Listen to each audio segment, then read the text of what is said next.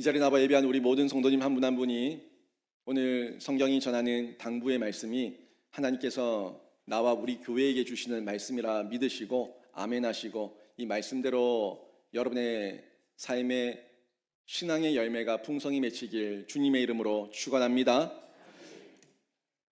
여러분 하고 싶고 가고 싶은 곳이 있는데 하고 싶고 가고 싶은 것을 지금까지 다 하고 가고 사셨습니까?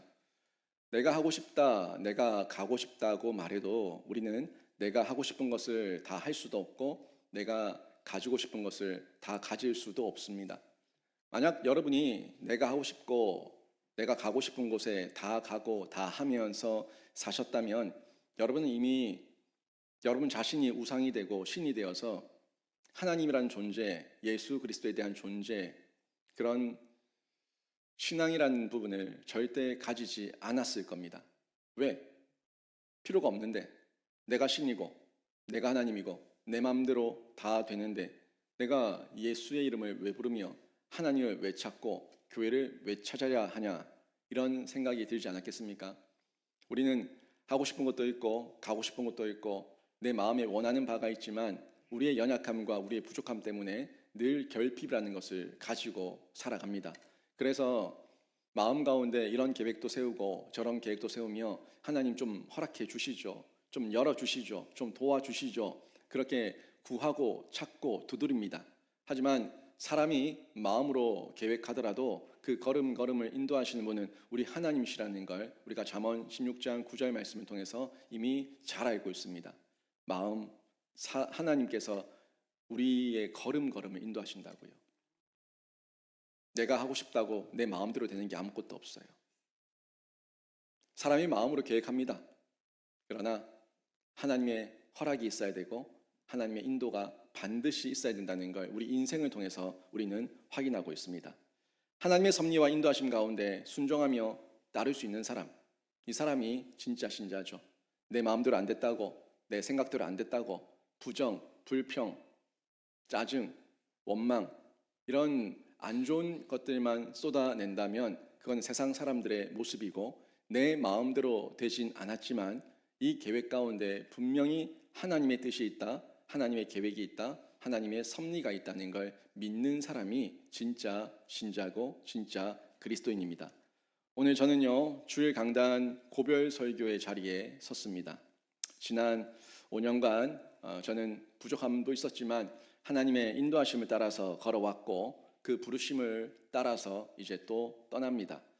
마지막 고별 설교를 어떻게 해야 될까 여러 차례 고민하고 기도하고 생각을 많이 했는데 그래도 사도행전 강해를 계속 이어하고 있고 이 사도행전 강해를 다 마치지 못하는 것에 대한 이 부담감도 있다 보니까 그래도 사도행전 강해의 이번 차례의 말씀은 봐야겠다 싶어서 묵상을 하는 중에 아이고 이게 웬일입니까? 마침 또 오늘 20장의 말씀이 저의 상황에 맞고 우리 교회의 상황에 맞는 귀한 말씀을 예비해 놓으셨더라고요. 여러분 매일 묵상하십니까? 매일 성경으로 매일 묵상하시는 분은 지난번에 디모데 전서, 디모데 후서를 묵상하셨을 거고 지금 호세아서를 보고 계시는데 디모데 전서, 디모데 후서 그리고 호세아서로 쭉 이어오는 이 내용들을 통해서 어쩜 이렇게 지금 우리 상황에 딱 맞는 말씀을 주시는가 하는 생각을 가지신 분들이 여러 명 계실 겁니다. 저는 새벽에 설교를 하니까 그 말씀을 묵상하는 가운데 꼭 나에게 주시는 말씀이구나, 우리 교회에 주시는 말씀이구나 하며 아멘으로 받고 제가 말씀을 잘 준비했는데 참 기가 막힌 하나님의 은혜가 있었어요. 주제 설교를 하면은 그때그때 여기 갔다 저기 갔다 하는데 강해 설교를 쭉 순서에 따라서 하는데도 하나님께서 그때그때 꼭 맞는 말씀으로 적용해 주시고 그 말씀을 예비해 주시는 그 은혜가 저는 5년 동안 계속해서 느꼈던 저의 체험인데 얼마나 감사한 줄 모릅니다. 그래서 오늘 본문도 그 강해의 순서에 맞춰서 사도행전 말씀으로 이어가게 됐고요. 제가 이 남은 이제 8장이 있는데 이 8장을 다 마치지 못하는 게 늘 마음에 무거움이 있어서 안 그래도 지난주에 후임 목사님이 정해진 이후에 제가 후임 목사님에게 잠시 통화를 하는 중에 제가 이 부분을 못 마치고 가서 참 마음이 무거운데 목사님이 기회 되실 때 나머지 8장을 마무리 좀 해주시겠습니까 하니까 그렇게 하시겠다고 그러더라고요. 원래는 이게 한 해 동안의 분량이었거든요. 근데 제가 필리핀을 나갔다 오는 중에 한 8주 정도, 7주, 8주 이렇게 설교를 못했잖아요. 그러다 보니까 이 분량이 좀 밀렸어요. 밀려서 제가 12월 때까지 다 한다고 해도 끝을 못 내겠더라, 못 내겠다라는 생각이 들더라고요. 만약에 그럴 경우에는 1월 때까지는 좀 더 해야겠다라는 생각은 가지고 있었는데, 아무튼 저는 20장까지 이 바울이 에베소 교회 장로들에게 마지막 당부와 권면을 하고 있는 이 메시지까지 저는 여러분에게 전하고 20장까지 정리를 하고 저는 고별 설교로 여러분에게 전하는 주일 강단 메시지는 마무리를 합니다. 바울을 한번 묵상해 보시자고요. 바울이 선교 여행 중에 사실 처음부터 이 마게도냐 땅으로 가려고 했었던 계획은 전혀 없었거든요. 바울은 처음에 아시아로 가서 아시아에서 폭넓은 선교를 계속하고자 했습니다. 계속 폭넓은 선교를 하려고 했는데 이 아시아로 가고자 했던 그 걸음을 막으신 분은 하나님이셨어요. 예수의 영, 성령께서 환상 가운데 아시아에서 폭넓은 선교를 계속 이어가려고 했던 그 바울의 걸음을 돌려서 마게도냐 땅으로 이끌어 가셨던 거죠. 그래서 이 내용이 우리가 이미 다 봤던 내용인데 2차 선교 여행 가운데 있었습니다.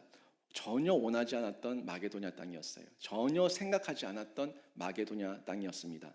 그런데 이 마게도냐 땅에 그래도 어떻든 순종하는 마음으로 하나님의 인도를 받아서 왔어요. 왔으면 어때요? 하나님, 제가 순종하고 왔습니다. 그러면 하나님께서 꽃길을 열어주시고 뭐든지 잘되게 하시고 뭐든지 부응하게 하시고 뭐든지 인정받게 하시고 그랬으면 좋았는데, 아니 하나님의 인도를 받고 왔음에도 불구하고 이 마게도냐 땅에 기다리고 있었던 거는 환란이었어요. 핍박이었어요. 고난이었어요. 소동이었어요. 너무너무 많은 핍박과 어려움과 소동 가운데 힘들어하고 있는 이 바울. 그렇지만 그를 부른 분이 예수의 영이고 하나님이시다 보니까 바울은 주 안에서 다시 담력을 얻고 힘을 얻어서 거침없이 담대하게 복음을 전했던 것을 우리가 이미 바울의 선교 여정을 통해서 계속 확인해 왔습니다. 저도 이제 이 떠나는 시점에 마게도냐에 도착했던 바울의 심정을 한번 생각해 봤어요. 바울이 한 번도 생각하지 않았던 마게도냐 땅으로 하나님께서 이끄셨던 것처럼 저 또한 한 번도 생각하지 않았던 이 영신교회로 부르셔서 그 시간 동안 하나님께서 사역을 감당하게 하셨는데, 바울은 심정이 어땠을까? 바울은 어떤 심정과 어떤 마음으로 이 마게도냐 땅에서 그리고 고린도 아가야 지방에서 그렇게 선교 사역을 감당할 수 있었을까 하는 생각을 제가 한번 묵상해 봤습니다. 바울 같은 경우는 이 마게도냐 사람들이 환상 가운데 나타났잖아요. 환상 가운데 나타나서 손짓을 하면서 우리를 도와달라고 그 손짓을 하는 모습을 보고 이것은 하나님의 음성이다라고 확신하게 믿고 또 그의 발걸음을 옮겨서 마게도냐로 오게 됐죠. 아시아에서 쏟아부으려고 했었던 그 열정을 마게도냐로 와서 마게도냐에서 온 열정을 다 감당했고 그 다 쏟아부었고 사역을 하면서 많은 열매를 거둘 수가 있었습니다. 제가 이 바울의 심정을 어떻게 다 헤아릴 수가 있겠습니까? 바울이 그렇게 열심으로 온 열정을 다 쏟아붓고 사역을 감당하는 중에도 바울에게는 계속된 어려움이 있었고 핍박이 있었고 박해와 소동이 있었는데 그 소동 하나하나를 통해서 도리어 바울은 강해졌습니다. 담대해졌습니다. 더 용기를 얻었습니다. 그리고 바울은 그 일을 통해서 자신의 사명이 멈춘 것이 아니라 그 자신의 사명이 점점 더 확장되고 있었던 것을 저희는 이미 선교 여정을 통해서 확인했고 바울 또한 그 사실을 깨닫게 된 거였어요.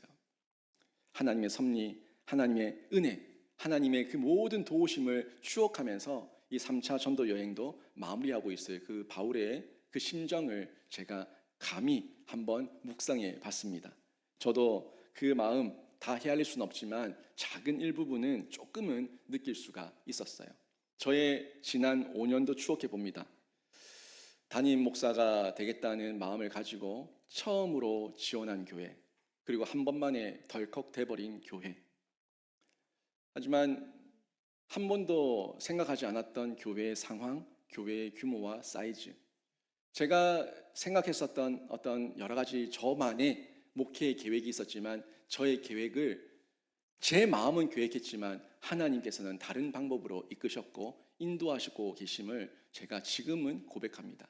그 순간에는 저를 왜 여기 인도하셨습니까? 저를 왜 여기 부르셨습니까? 불평도 하고 원망도 하고 투정도 부리고 이런저런 인간적인 마음과 인본적인 생각이 제 마음에 많이 일어났지만 지금 이제 마무리하는 시점에 돌아보고 달아보고 점검해보고 또 한번 추억해보면 그 모든 것이 하나님의 뜻이었고 하나님의 계획이었다는 것을 고백하지 않을 수가 없는 거예요. 전혀 예상하지 못했던 교회, 전혀 예상하지 못했던 교회 상황과 환경, 저에게는 그 당시에 충격 그 자체였습니다. 저도 우리 교회에 와서 설교를 해달라는 요청을 처음 받고 나서 설교하기 한 주 전에 저희 교회 주변을 제 아내와 함께 차를 타고 와서 둘러봤습니다. 그리고 둘러보고 신천대로로 다시 집으로 돌아가는 그 길 가운데 저와 제 아내는 둘 다 아무 말도 하지 못했습니다. 할 말이 없었습니다. 하지만 설교 일정은 잡혀 있으니까 설교는 하러 가자 하는 마음을 가지고 설교를 하러 왔고 교회 안으로 처음 발걸음을 내딛고 들어왔습니다. 더 기가 막혔고 할 말이 없었습니다. 강단에 섰고 이곳에 사람들이 거의 꽉 차 있었죠. 근데 마치 마게도냐 사람들이 손짓하며 부렸던 것처럼 그분들의 얼굴의 표정과 환한 미소가 저에게는 그런 환상처럼 보였고, 그리고 설교를 마치고 다시 신천대로를 통해서 수성구로 돌아가는 중에 신천대로 중에 제가 제 아내에게 나지막히 말했습니다. 이곳에서 부르면 오자. 그 말이 전부였어요. 그리고 이 교회에 왔는데 부임하고 난 이후에 생각보다 여러 가지 어려움들이 참 많았습니다. 산적했던 교회의 행정적 문제, 법적인 문제, 가장 심각했던 건 사람들의 상처받은 그런 감정적 문제, 그리고 이런저런 이간질과 이런저런 모함과 이런저런 파벌과, 그리고 목회자에 대한 왜곡된 시선으로 목회자는 다 그렇고 그런 인간들이다 하는 목회자의 권위 없는 그 모습이 제 마음을 굉장히 아프게 했습니다. 그래서 어려움이 많았죠. 어려움이 참 많았지만 그러나 무엇보다 하나님의 은혜가 순간순간 저에게 계속해서 있었고 또 깨어있는 동력자들의 기도와 응원이 있어서 제가 지금까지 그 사역을 감당해냈고 또 모든 것이 하나님의 영광입니다, 하나님의 은혜입니다 라고 고백할 수가 있습니다. 이 모든 과정 결국 지금은 그때는 힘들었지만 순간은 힘들었지만 하나님의 섭리였다는 그 고백을 하게 되는데 이게 하나님께서 우리보다 앞서 행하시기 때문인 줄로 믿습니다. 사람이 마음으로 계획할지라도 그 걸음을 인도하시는 분은 우리 하나님이시기 때문에 하나님께서 그 걸음을 친히 인도하고 있는 거예요. 제가 잠언 16장 9절 말씀, 그 말씀을 너무너무 좋아하는데 이 잠언 16장 9절 말씀과 함께 또 좋아하는 말씀이 있어요. 같은 맥락에서 하나님의 뜻과 하나님의 계획, 하나님의 그 섭리를 전달해 주고 있는 메시지인데요. 이사야서 55장 8절과 9절 말씀이에요. 제가 참 좋아하는 말씀인데 여러분도 함께 한번 읽어볼까요? 같이 한번 봉독해 봅니다. 시작. 이는 내 생각이 너희의 생각과 다르며 내 길은 너희의 길과 다름이니라. 여호와의 말씀이니라. 이는 하늘이 땅보다 높음 같이 내 길은 너희의 길보다 높으며 내 생각은 너희의 생각보다 높음이니라. 아멘. 여기서 지금 말씀하고 있는 것, 우리의 생각, 하나님의 생각에 감히 비교할 수가 있겠습니까? 우리의 계획과 길이 하나님의 뜻과 길과 계획 가운데 감히 비교할 수가 있겠습니까? 그 높이와 너비와 길이와 깊이는 그 누구도 헤아릴 수가 없습니다. 우리 하나님의 그 계획이 있기 때문에 우리는 지금은 내 생각이 맞다고 얘기하지만 하나님 말씀 앞에 엎드려서 하나님이 100% 옳습니다. 모든 것이 하나님이 옳고 모든 섭리와 모든 시간의 계획은 하나님의 손안에 있는 줄 믿습니다. 이 고백이 여러분의 고백이 되기를 바랍니다. 바울의 마게도냐 사역도요, 그렇게 하나님의 인도하심 따라서 걸어갔던 길이었어요. 분명 어려움이 많았어요. 가는 곳마다 박해와 핍박과 매질과 감옥의 갇힘과 소동과 이 공격이 끊임없이 있었지만 바울이 그 모든 것들을 하나님의 은혜로 이겼고 또 그들과 함께 있었던 동력자들, 그 동력자들과 합력해서 선을 이룰 수가 있었습니다. 여러분 한번 생각해 보세요. 저희가 부임했을 그 당시에 우리 교회에 뭐가 있었는지 한번 생각해 보세요. 아무것도 없었어요. 아무것도 없었어요.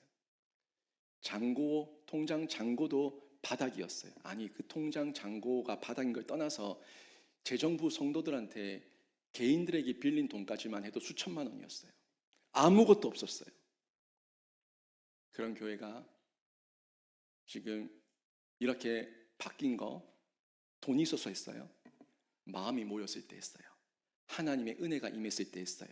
교회를 사랑하는 사람들이 그 헌신과 수고로 내 것을 내 것이라 말하지 않고 함께 마음을 모았을 때 하나님께서 지금까지 우리 영신교회를 5년간 새롭게 리모델링 하시며 영적, 외적, 내적 모든 영역에서 우리 성도들의 이 신앙의 여정을 새롭게 하나님께서 다듬어 주신 줄로 믿습니다. 하나님의 역사였어요. 누가 돈이 있어요? 누가 많은 돈을 냈어요? 아무도 없어요. 모두가 배우기에 힘썼고, 모두가 뛰어들어서 훈련받았고, 모두가 한마음 되어서 함께 그 사역 가운데 마음을 모으며 자신의 지갑을 열었어요. 그리고 교회가 하나하나 문제들이 풀어지고 하나하나 새롭게 일어설 수가 있었습니다. 바울이 그런 길을 걸었습니다. 바울에게 아무것도 없었어요. 아는 사람 한 명도 없었고, 동력자, 정말 그 몇 안 되는 동력자와 함께 그 마게도냐 땅에 갔을 때에 하나님께서 많은 동력자를 더 예비하셔서 붙여주시고 많은 돕는 자들을 보내주시고 이른 비와 늦은 비에 복을 주시며 핍박과 박해 그 모든 것을 이길 수 있는 힘도 하나님께서 허락해 주셨다는 걸 우리는 바울의 선교 여정을 통해서 확인할 수가 있습니다. 오늘 보면 3차 선교 여행 이제 마무리 단계인데, 이 3차 선교 여행 마무리 단계의 바울은요, 그때의 그 마게도냐로 다시 한번 돌아가기를 원합니다.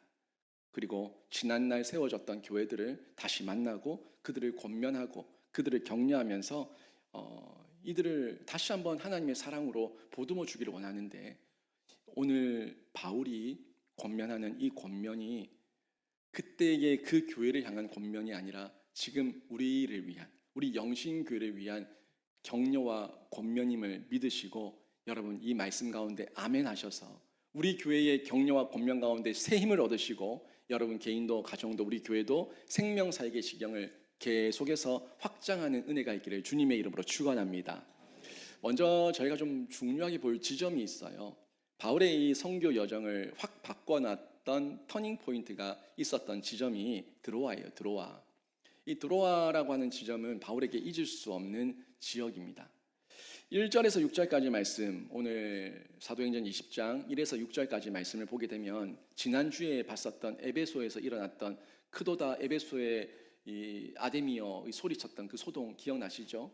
그 에베소의 소동이 지난 후에 바울은 마게도냐로 다시 돌아가게 됩니다. 그 내용이 1절에서 6절까지 쭉 나오는 내용이고요. 그리고 7절에 보니까 마게도냐로 들어가기 직전에 이 드로아에서 잠시 머물게 되는데, 이 드로아에서 머문 그때가 주일이었다는 것을 확인할 수가 있어요. 7절에 보면은 그 주간의 첫날에라고 기록이 되어 있죠. 우리 또 달력을 보면 한 주의 시작이 월요일이 아니라 주일입니다. 주일이 그 주간의 첫날이에요. 그 주간의 첫날은 주일을 표현하는 또 다른 표현 방법인데, 그 주일을 드로아에서 바울이 보내게 된 겁니다. 이곳에서 자신들의 모든 계획을 포기하고 마게도냐로 갔고 그곳에서 주일을 맞이하고 있는데, 그때 소아시아에서 폭넓은 사역을 더 이어나가려고 했었던 바울의 마음 가운데 어떻게 보면은 포기라는 게 있었어요. 이 포기. 그 포기는 내 계획, 내 마음, 내 생각을 내려놓는 것. 이게 포기예요. 자신들이 가지고 있었던 모든 선교 계획, 이 모든 걸 포기하고 마게도냐로 건너갔어요. 누구를 따라서? 예수의 영과 그 음성을 따라서. 이 포기는 결국 하나님의 강권적인 역사와 성령의 인도하심에 순종하는 사명으로 이어지게 되는데요. 여러분, 이 포기라는 걸 너무 어렵게 생각하지 마세요. 그냥 일상 가운데 내 감정을 내려놓는 거 포기입니다. 자기 십자가예요. 포기는 다시 연결하면 내 십자가, 자기 십자가를 지는 거예요. 내 감정대로 말 다 하고 내 감정대로 다 표현하고 내 생각대로 내 행동대로 내 먹고 싶은 대로 내 마시고 싶은 대로 내 마음대로 다 한다면 거기에 무슨 포기가 있습니까? 무슨 자기 십자가가 있어요? 포기는요, 내 안에서 일어나는 육체의 소욕을 꺾고 하나님 말씀에 따라서 성령의 가르침에 따라서 내가 순종하는 것, 그게 내 육체에 대한 포기예요. 옛 모습에 대한 포기예요. 그게 십자가에서 못 박히고 나는 죽고 예수로 사는 것, 이게 포기고 그리고 자기 십자가가 되는데, 지금 바울은 마음이 안 그랬다는 거예요. 내 마음은, 내 계획은 이 아시아 땅에, 이 소아시아에 엄청난 계획이 있는데 이걸 지금 다 포기하고 마게도냐 땅에는 선교 계획이 전혀 없는데 거기로 가라고? 어떻게? 못 가, 안 돼. 이런 마음이 얼마든지 인간의 생각 가운데 있을 수 있지 않습니까? 여러분도 여러분이 계획했던 계획대로 안 되면 얼마나 속상해요. 근데 그 계획을 내려놓는다, 포기라는 거, 이건 아무나 할 수 있는 게 아닙니다. 정말 하나님께서 주시는 강권적인 성령의 역사 가운데 순종할 수 있는 사람만 포기를 할 수가 있다는 거예요. 그리고 이곳에 다시 돌아온 바울은요, 이 드로아에서 그때 하나님의 강권적인 역사와 은혜 가운데 충만해서 그 옛날을 추억합니다. 그리고 그 가운데서 1회 동안, 7일 동안 머무는데, 7일 동안 머무는 중에도 그냥 가만히 쉬고 있었던 게 아니라, 휴양을 한 것이 아니라 뭘 했다고요? 말씀을 강론했다는 것을 오늘 말씀을 통해서 확인할 수가 있는데, 다시 돌아온 바울 역시 여전히 하나님의 말씀을 강론하며 그 하나님의 말씀 앞에 은혜를 나누게 되는데, 이 드로아 그런 곳이에요. 자신의 인생에 있어서 선교의 전환점, 인생의 전환점이 된 도시이기 때문에 그곳에서 또 받은 은혜를, 그동안 하나님께서 어떤 열매를 주셨는지 또 말씀을 강론하며 많은 성도들을 보듬고 격려하고 있는 모습을 저희가 확인할 수가 있습니다. 그런데 이곳에서 이렇게 은혜를 나누고 있는데 문제가 생겼어요. 그 문제가 뭔가 봤더니 8절에서 9절까지 내용에 보니까 이 유두고라고 하는 청년 한 명이 나오는데, 이 청년이 그래도 바울이 왔다는 소식을 듣고 말씀을 들으러 왔는데, 말씀을 들으러 왔으면 정신 똑바로 차리고 말씀을 똑바로 들어야 되는데 졸았어. 졸다가 그냥 떨어져 죽은 거예요. 그것도 1층에서 졸았으면 괜찮은데 3층 난간에 건방지게 앉아서 듣다가 떨어져 가지고 그냥 죽어버린 겁니다. 이때 사람들이 놀랬죠. 안 그렇겠습니까? 예배를 드리고 있고 말씀을 듣고 있는데 갑자기 한 사람이 떨어져 죽었다, 쿵 소리가 나고 사람들이 막 소동이 일어나고 얼마나 난리법석이겠어요. 그런 소동이 일어났을 때 바울이 그 유두고에게 찾아갑니다. 그리고 그에게 엎드려서 그의 죽은 몸을 가만히 안아줍니다. 그랬더니 그때 놀라운 일이 생기는데 다시 유두고의 호흡이 돌아오고 그가 생명이 돌아온 거예요. 이 일로 인해서 그 드로아에 있었던 많은 성도들이 큰 위로를 받게 되는데요, 이 12절 말씀이 그 말씀을 기록하고 있어요. 한번 보세요. 사람들이 살아난 청년을 데리고 가서 적지 않게 위로를 받았더라. 여러분, 이 죽었던 사람이 살아난 거 바울의 능력입니까? 예수의 능력입니까? 예수의 능력이죠. 바울은 도구로 쓰임 받은 거예요. 바울은 도구로 쓰임 받았고 바울을 통해서 흘러간 하나님의 능력, 예수의 능력이 그 유두고라는 청년을 살려냈습니다.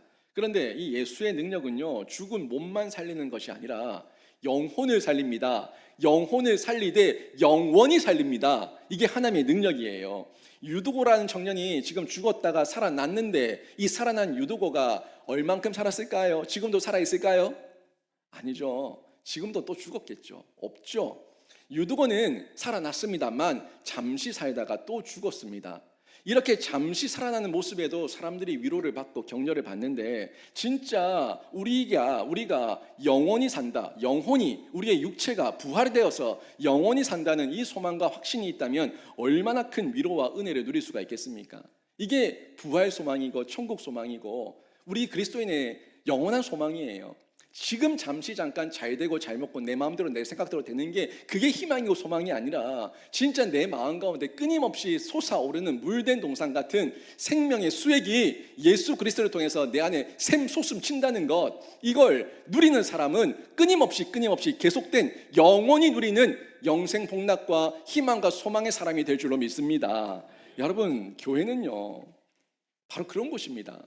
내가 받은 은혜, 내가 받은 위로, 내가 받은 소망, 내가 받은 희망을 나누는 곳이에요. 목사가 먼저 은혜를 받고 소망과 희망의 메시지를 여러분에게 전하고, 여러분이 그 말씀 가운데 또 정말 그랑과 상고하는 가운데 여러분이 은혜를 누리고, 여러분들 묵상하고 또 말씀을 상고하며 훈련받는 중에 무릎을 치며 정말 하나님 말씀이 이렇구나 라는 걸 깨달아서 여러분 안에서 가족들에게 나누고, 전도에서 나누고, 사랑방에서 나눌 때에 생명의 파문이 일어나는 곳, 여기가 교회입니다. 교회는 사람 말이 많은 곳이 아니라 하나님의 말씀이 많은 곳이 교회인 줄로 믿습니다. 교회는 이런 곳이에요. 얼마나 기쁩니까? 정말 참된 위로와 소망이 하나님 예수의 능력을 통해서 살아나는 사람들을 통해서 우리 모두에게 전파가 되는 겁니다. 교회는요, 사람을 죽이는 곳이 아닙니다. 교회는 사람을 살리고 키우고 고치는 곳이 교회입니다. 그러기 위해서 먼저 여러분이 예수 그리스도의 은혜로 자신부터 살아나시길 바랍니다. 내가 살아야지 다른 사람을 살리는 거예요. 내가 죽어갈 때는 다른 사람을 끄집고 잡고 늘어지는 거예요. 물귀신 작전이에요. 내가 살았으면 다른 사람을 살려주지만 내가 죽어가고 있으면 다른 사람을 붙들고 다른 사람도 죽이는 거예요. 여러분, 나부터 예수의 은혜로 성경과 성령으로 살아계시기를 바랍니다. 살아있으면요, 풍요로워요. 살아있으면 다른 사람을 살려요. 살아있는 자는요, 자기의 인생을 갉아먹지 않습니다. 자신의 인격과 신앙을 갉아먹는 사람은 내 안에 예수가 없다는 거고 내 안에 말씀이 없다는 거예요. 여러분, 살아나셔서 나의 인격과 신앙을 갉아먹지 마시고요, 또 상대방의 인격과 신앙을 해롭게 하지 마시고, 여러분은 예수의 성경과 성령 안에서 날마다 물된 동산 같은 풍요와 위로와 격려와 은혜와 능력 가운데 날마다 살아나는 마른 뼈가 되셔서 군대가 되시길 바랍니다. 마른 뼈로 남아 계시 마시고 군대가 되시라고요. 군대가. 내 신앙, 내 인격 갉아먹지 마세요. 내 입에 인간의 인본적 말을 자꾸 담지 마세요. 미움과 시기와 질투의 그 감정의 말을 자꾸 담지 마세요. 그 말을 다른 사람에게 흘리지 마세요. 그게 내 인격과 신앙을 갉아먹는 거고 상대방의 인격과 신앙을 해롭게 하는 겁니다. 성경과 성령 안에서 한 번만 더 고민하세요. 성경과 성령 안에서 내가 무슨 말을 하고 싶고 무슨 행동을 하고 싶다면 이 행동과 이 생각이 지금 성경 어디에 근거 있는지 성경을 찾으세요. 성경에 근거가 없다면 성령의 음성은 없습니다. 내 감정의 소리만 내 귓가에 쟁쟁할 뿐입니다.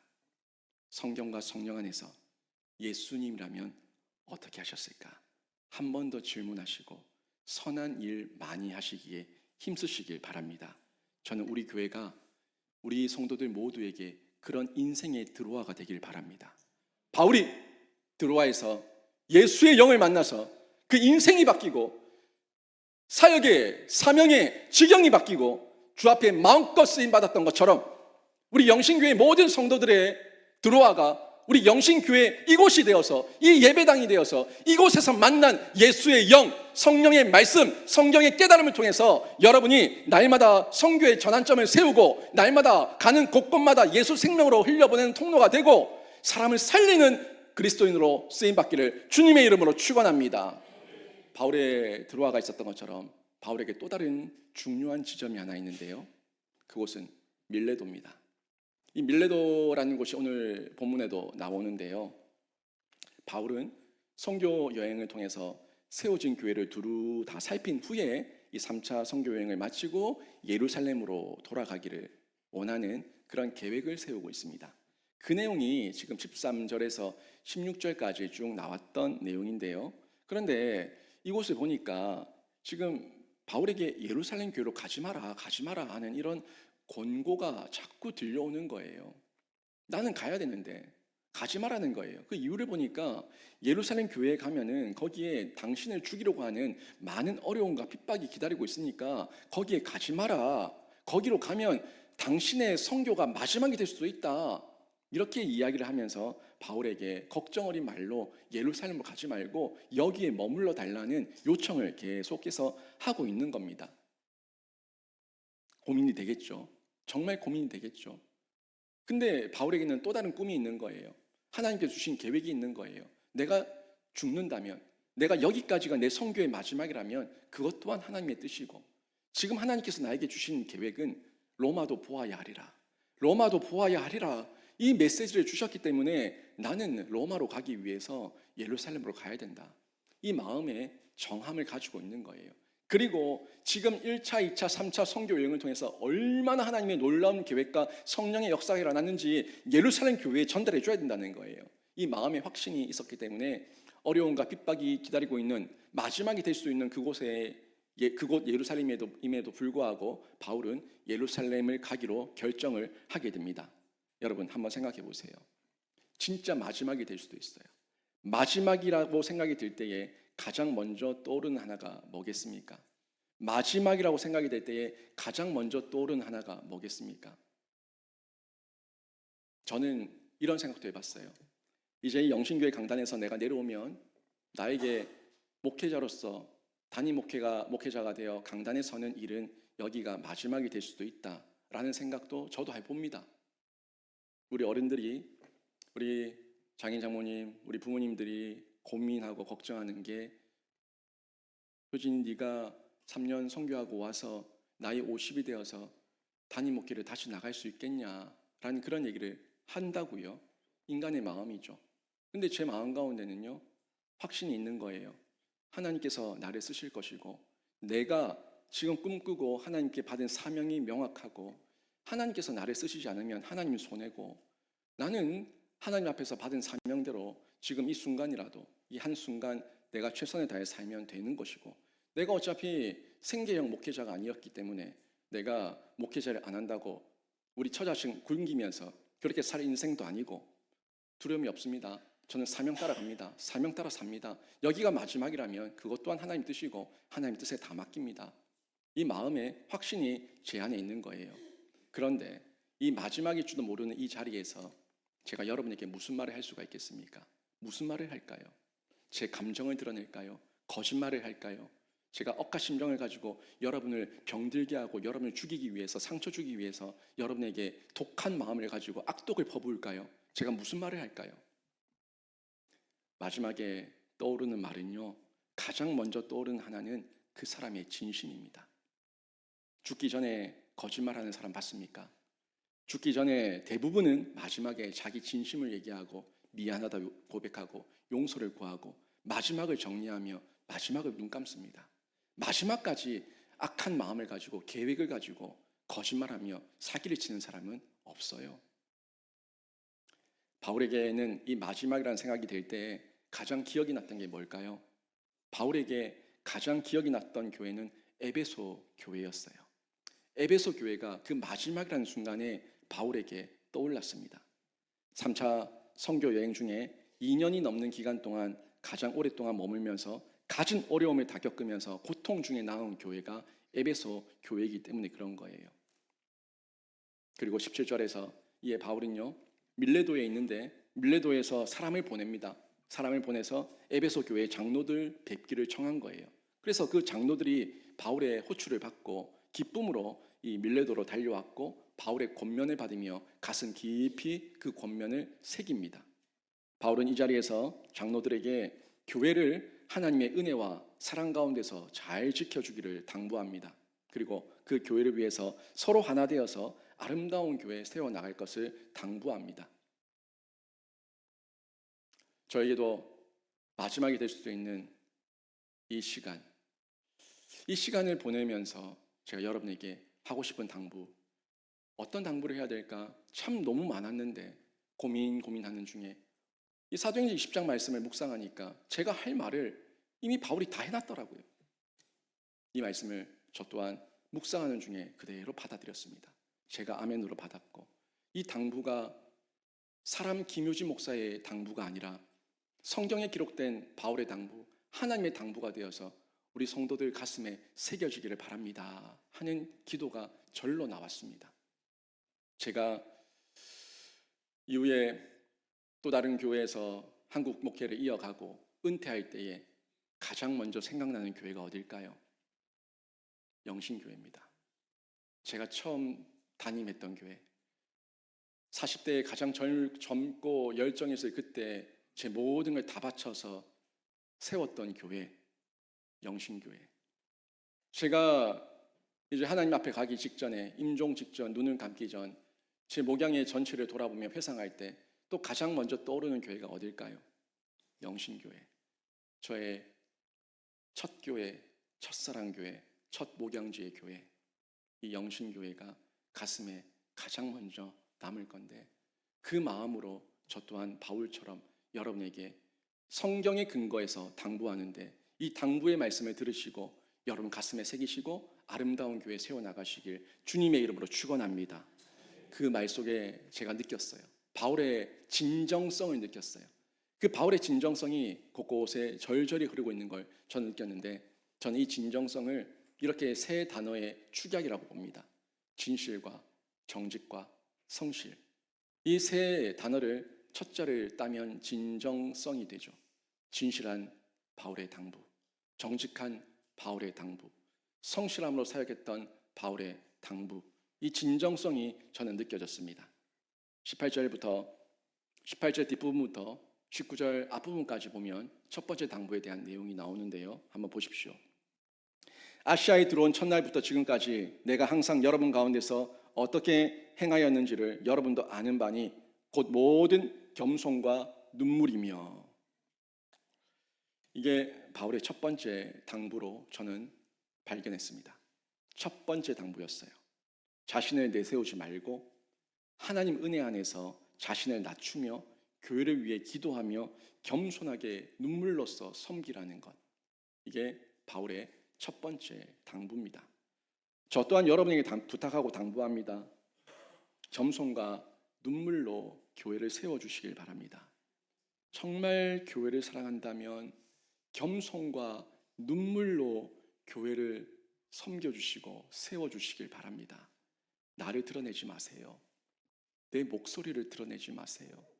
나를 드러내지 마시고 내 색깔을 드러내지 마시고 내 말을 드러내지 마시고 예수 그리스도의 복음의 색깔에 여러분을 젖어들게 하십시오. 예수의 복음의 색깔에 여러분이 하나가 되게 하십시오. 내 색깔이 아니라 예수의 색깔이고 복음의 색깔이에요. 내 색깔 드러내지 말고 예수의 그 아름다운 거룩한 보혈의 색깔을 드러내시길 바랍니다. 그리고 내 말을 드러내지 마세요. 내 말을 언성 높이며 소리 지를 그 힘으로 예수의 복음을 담대하게 거침없이 전할 수 있는 하나님의 말씀이 여러분 입술 가운데 가득하기를 주님의 이름으로 축원합니다. 부탁합니다. 그게 교회입니다. 교회는 내 색깔이 아니라 복음의 색깔, 내 말이 아니라 하나님 말씀이 내 입술에 있는 곳이 교회입니다. 두 번째 당부가 19절 뒷부분에 나옵니다. 유대인의 관계로 말미암아 당한 시험을 참고 주를 섬긴 것과 유대인의 관계로, 누구라고요? 유대인의 관계로 당한 시험을 참고 주를 섬긴 것과. 이게 두 번째 당부예요. 나와 다르다고 인간적인 방법, 인본적인 방법으로 술수와 계략을 꾸미며 도전하는 관계가 분명히 교회 안에도 있습니다. 아까 본문 보셨죠? 누가 관계를 꾸몄다고요? 유대인이 누구에게? 유대인인 바울에게. 유대인인 바울에게 뭘 했다고요? 술수와 관계로 계략을 꾸미며 시험에 빠지게 하고 시련을 줬다는 겁니다. 우리로 치면요, 교회 안에 예수를 믿는다고 하는데 나도 예수 믿는 사람이다, 나도 그리스도인이다, 나도 성도다, 나도 교인이다 라고 말하는데 그 예수 믿는 사람들이 순간 마음이 흔들리고 기준을 상실했을 때에 관계와 술수로 성도들을 시험하고 술수를 써서 넘어뜨리려고 하는 그런 계략들을 펼칠 수가 있다는 거예요. 선정과 선동이 있을 수가 있다는 겁니다. 이 부분을 바울이 아주 좀 더 명확하게 전달한 부분이 28절부터 30절까지 말씀이에요. 한번 보시죠. 28절부터 30절까지입니다. 여러분은 자기를 위하여 또는 온 양떼를 위하여 삼가라. 성령이 그들 가운데 여러분의 감독자로 삼고 하나님이 자기 피로 사신 교회를 보살피게 하셨느니라. 내가 떠난 후에 누가 떠났어요? 바울이 떠났어요. 내가 떠난 후에 사나운 이리가 여러분에게로 들어와서 그 양떼를 아끼지 아니하며 또한 여러분 중에서도 제자들을 끌어 자기를 따르게 하려고 어그러진 말을 하는 사람들이 일어날 줄을 내가 아노라. 자기 말을 한다는 건 자기 편을 만드는 거예요. 예수의 말씀을 전하는 건 예수의 제자로 삼는 거예요. 제가 지금까지 사기 제자반을 했고 2 사역반을 마쳤고 훈련을 하는 중에 끊임없이 강조한 건 제 제자가 아니라 예수의 제자 되십시오입니다. 예수의 제자 되십시오. 내 편 되게 만들지 말고 예수의 편에 서게 하십시오. 내 편 만들지 말고 성령의 음성 듣게 하십시오. 이게 우리 교회가 가져야 될 가치고 우리가 따라야 될 기준입니다. 사람이 얼마나 감정이 약한지 모르죠. 안면 받치고 얼굴 안다고 이렇게 치우치고 저렇게 기울고 인맥, 학력과 여러 가지 인맥과 모든 걸 다 동원해서 니 내 알지? 니 내 알지? 알긴 뭘 알아요. 내가 아는 건 예수밖에 없다. 이 고백이 우리 그리스도인의 고백이어야 되고 교회 안에 있어야 돼요. 사람 안면 받쳐서 결정하고 행동하는 게 아니라 하나님의 음성 듣고 성령의 음성 듣고 결정하세요. 그게 교회입니다. 저도 당부합니다. 그냥 인간으로 이기려 하면 못합니다. 안면 받쳐서 못하고 친분이 있어서 못합니다. 그런데 예수 그리스도를 믿는 믿음이 내 안에 강력하고 예수 그리스도를 믿는 믿음이 심지가 견고하면 그 어떤 시험과 시련과 유혹과 미혹과 관계와 술수와 선정과 선동 앞에서도 여러분은 옳고 그름에 대한 분별력을 가지게 될 줄로 믿습니다. 교회에는 권위가 있습니다. 질서가 있습니다. 교회의 법이 있습니다. 그 법을 어기고 질서를 거스를 때는 경고해야 되고 징계해야 되고 안면이 받쳐도 회개하지 않으면 도리가 없습니다. 회개하면 받아줘야죠. 회개하지 않으면 더 많은 성도들이 아플 수 있기 때문에 받아줄 수가 없습니다. 질서에 따라서 절차에 따라서 정리해야 될 때도 있습니다.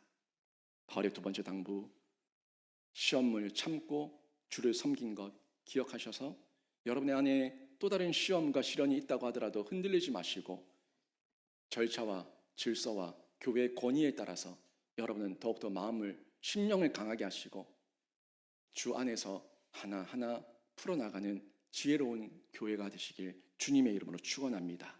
3번째 당부가 20절에 나오는 건데요. 유익한 것은 무엇이든지 공중 앞에서나 각 집에서나 거리낌 없이 여러분에게 전하며 가르치고, 이게 3번째 당부예요. 바울은요, 어디서든지 집에서든지 공중 앞에서든지 유익한 것, 하나님의 복음은 유익하죠. 유익한 것은 무엇이든지 공중 앞에서 집에서 거리낌 없이 거침없이 담대하게 전하고 가르치라고 말씀하고 있습니다. 저도 당부합니다. 천국 복음으로 사람을 살리고 키우고 고치는 이 사역은 핵심이 양육과 교육과 훈련입니다. 양육, 교육, 훈련 받지 않으면 아무런 변화 없습니다. 변화 일어나지 않습니다. 내 안에서 하나님의 말씀이 먼저 들어와서 울림이 되고 하나님의 말씀이 내 안에 내려와서 떨림이 되고 하나님의 말씀이 내 삶에 하나가 되어서 어울림이 될 때에 그때 울림과 떨림과 어울림이 성경과 성령의 균형으로 드러나게 되는데 그게 양육과 교육과 훈련이 시작점이고 첫 단추입니다. 10년, 20년, 30년 아니 못해 자랑하지 마세요. 까불지 마세요. 착각하지 마세요. 양육, 교육, 훈련 받지 않으면 모두 다 허당입니다. 양육, 교육, 훈련 받아야 분별력 있고 담력 있고 용기 있어서 심지를 견고하게 하고 주 앞에 쓰임받는 그릇 될 수가 있는 겁니다. 하나님의 말씀과 성령의 깨닫게 하심이 있을 때 내가 먼저 변해야 될 거 아니에요. 내가 먼저 변해야지 상대방을 가르치지. 내가 죽어가는데 내가 죽겠는데 사람 다리 가랑지 붙들고 살려달라고 할 판인데 누구를 가르치고 누구를 손잡아주고 누구를 일으켜줘요? 내가 주 안에서 강건할 때에, 영혼이 잘된 같이 범사가 잘 되고 주 안에서 나눌 간증이 있을 때에 내가 먼저 변해 있어야지 다른 사람도 가르칠 수가 있고 그들의 눈물도 닦아줄 수가 있고 용서해 줄 수가 있고 품어줄 수가 있는 거예요. 내가 먼저 변해야지 상대방을 가르칠 수 있습니다. 저는 우리 교회 성도들이요, 서비스만 받고 아이고 좋아라, 서비스만 받고 아이고 좋아라 하는 사람이 아니라 배우시고 배우는 자에서 서비스하고 가르치는 자로 점점 자라서 그리스도의 장성한 분량까지 자라가고 교회의 일원으로서 한 장의 벽돌이 되기를 바랍니다. 나 하나 없어도 교회에 아무런 지장이 없는 사람, 그런 사람이 아니라 나 하나 없을 때에 그 공백이 너무너무 소중해서 그 사람을 위해서 기도해주고 그 사람의 손잡아주고 그 사람의 나음과 회복을 위해서 함께 마음을 모아줄 수 있는 그런 교회의 일원, 그게 유기적 관계 아닙니까? 공동체 아닙니까? 그런 교회가 건강한 교회예요. 배우는 자에서 가르치는 자로 자라가기를 바랍니다. 여러분, 교회는요, 언약 공동체입니다. 신앙 계대 공동체입니다. 생명 공동체입니다. 이게 제가 지지난 금요 기도회 때 여러분에게 가드리 홈에 대해서 말하면서 전했던 세 가지입니다. 언약 공동체, 계대 공동체, 생명 공동체. 우리 교회 안에 하나님의 언약이 없다면 교회 아니고, 우리 교회 안에 신앙의 계대가 일어나지 않는다면 더 이상 교회로서의 희망도 없고 소망도 없고 무너질 교회고, 우리 안에 예수의 생명으로 내 가슴에 예수의 심장이 뛰고 있지 않다면 생명 없는 죽은 공동체예요.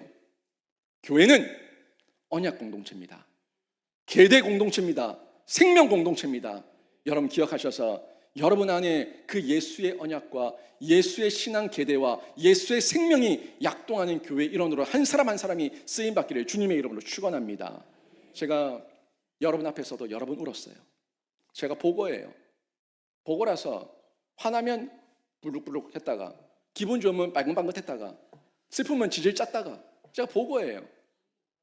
보고인데 여러분 앞에서 운 것보다 제 혼자 골방에서 기도하는 시간에 정말 많이 울었습니다. 많이 울었습니다. 31절과 32절에 한번 보십시오. 울며, 지금도 울며 하나님께 기도하는 거고 여러분에게 부탁하는 내용입니다. 31절 32절 보시죠. 그러므로 여러분이 일깨어 내가 3년이나 밤낮 쉬지 않고 눈물로 각 사람을 훈계하던 것을 기억하라. 지금 내가 여러분을 주와 및 그 은혜의 말씀에 부탁하노니 그 말씀이 여러분의 능히 든든히 세우사 거룩하게 하심을 입은 모든 자 곧 가운데 기업이 있게 하시리라. 이 마음이었어요. 그리고 이어지는 33절에 보면 바울이 내가 아무 은이나 금이나 의복을 구하지 않았고 모범을 보였고, 제가 영신교회에서 사리사욕을 탐하지 않았습니다.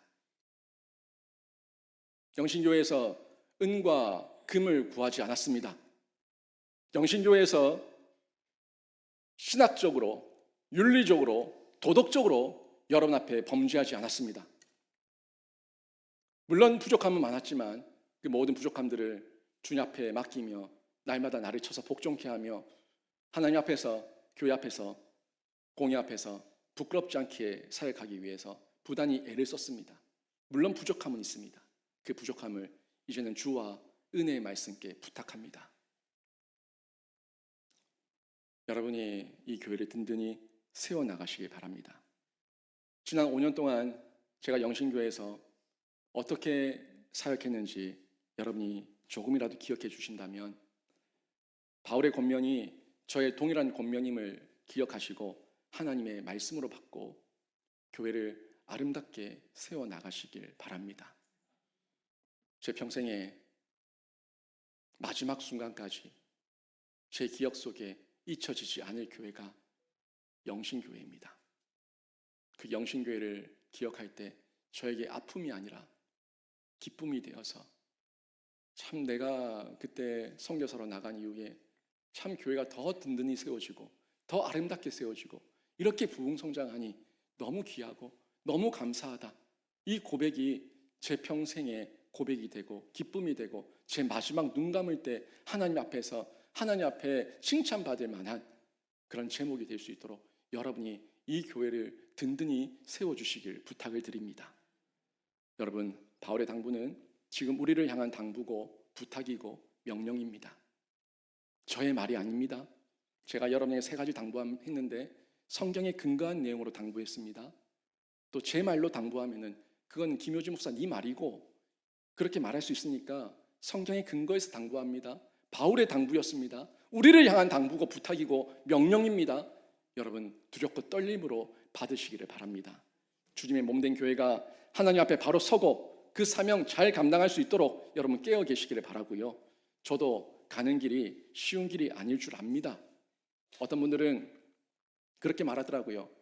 김효주 목사, 나도 그랬다. 나도 처음에는 3년만 가려고 그랬다. 5년만 가려고 그랬다. 잠시 갔다. 그런데 벌써 15년이다. 벌써 20년이다. 단기 선교 갔다가 평생 간디. 몰라요, 저도 몰라요. 저의 계획은 그래요. 아니요, 전 아니요. 저는 한국 목회에 특화된 목사입니다. 돌아와야 됩니다. 저의 방향성은 분명합니다. 선교적 교회입니다. 선교적 교회 더 건강하게 세우기 위해서 저는 선교 현장을 제가 경험하기 위해 가는 겁니다. 서원 지키며 선교 현장 체험하고 제가 그 선교 현장을 배운 대로 목회지에서 선교적 교회 세우기 위해서 가는 겁니다. 얘기를 하는데 저의 이 계획이 하나님의 계획과 합하다면 하나님께서 또 저를 보내셔서 목양하게 하실 교회가 분명히 있겠죠. 저도 모릅니다. 쉬운 길도 아니고요. 어떤 선교와 또 목회 현장이 펼쳐질지 아무것도 확실한 게 없습니다. 하지만 걸어갑니다. 분명하고 확실한 거는 있거든요. 하나님께서 저와 함께 하십니다. 하나님께서 우리 영신교회와 함께 하십니다. 이건 확실하고 분명하고 우리가 의심할 수 없는 하나님의 명제고 전제이기 때문에 우리가 이걸 믿고 순간순간의 시련과 어려움 가운데 흔들리지 마시고 여러분 꿋꿋하게 각자의 자리에서 하나님만 바라보며 온맘 다해 온힘 다해 그 생명사역의 지경을 넓히며 걸어가는 신자 되시길 주님의 이름으로 축원합니다. 오늘 말씀 정리합니다. 삶의 전환점, 바울에게는 그 선교의 전환점이 드로아야 했는데 여러분의 인생의 드로아를 만나시길 바랍니다. 여러분의 모든 계획을 내려놓고 포기하고 하나님의 뜻과 사명대로 살아갈 수 있는 그 영적 드로아를 발견하셔서 여러분 자기 십자가 지고 주님 사명 따라 명령 따라 그 길 걸어가시길 바랍니다. 마지막 당부의 이 바울의 메시지, 저 또한 여러분에게 당부하고 여러분에게 부탁하는데 나에게 주신 권면이고 교회 이런 된 한 사람 한 사람에게 주신 권면임을 받으시고 여러분이 그 권면대로 살아내시길 바랍니다. 그리고 지속 유지 보존하셔서 계속해서 배우는 성도 되시고 성경과 성령의 균형 갖춘 하나님의 거룩한 백성 되셔서 변화된 삶의 열매가 풍성히 일어나기를 바랍니다. 그게 생명사역이에요. 계속되는 사명, 마지막 당부지만 저는 마지막 당부지만 저와 여러분의 생명사역은 계속될 겁니다. 그 사명은 계속 이어질 거예요. 언제까지? 주님 오실 때까지 함께 그 사역의 현장 가운데서 각자의 자리를 힘있게 살아내는 우리 모두가 되기를 주님의 이름으로 축원합니다. 아멘. 찬양합니다.